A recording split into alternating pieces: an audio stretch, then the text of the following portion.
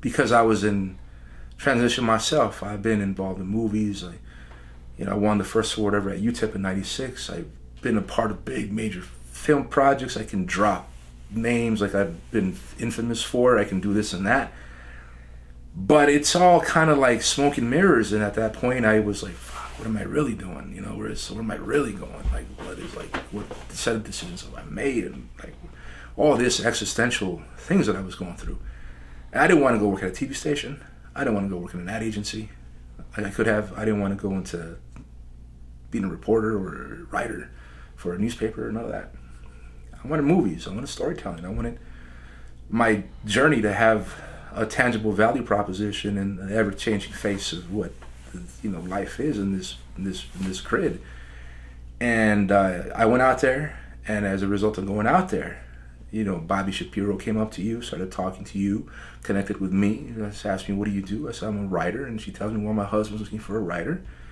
Would you like to meet him?" I said, "Of course." And I see her go talk to an older man with a real cool coat, drinking a martini by himself. And he comes back, and sure, he brings me over. I remember that to the dot right now as I'm saying it. I see him like debonair, even though he was 89 at that point, or 88, 89. You can see a smooth debonair, like just like a character out of like mythology, just dressed to the dot. And we connected right off the bat, and I think he saw that in me as well. For the next day we meet up, I gave him a copy of my book and my writings for them to vet my writing to see if I was a writer for them.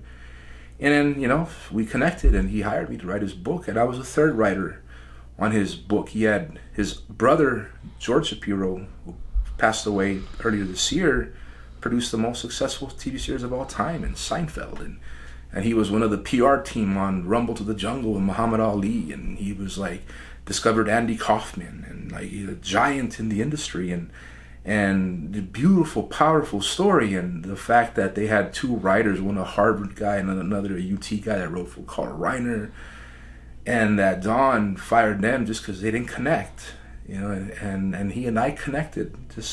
It was meant to be. It was a destiny point that now ripples off into 6-7 years later, when this building here, made in 1945, by General Motors, to make Jeeps for World War II. Now I've converted it into a creative workspace where a lot of the region's young, brighter minds that are doing things that are on the cutting creative edge in a place that is not a desirable,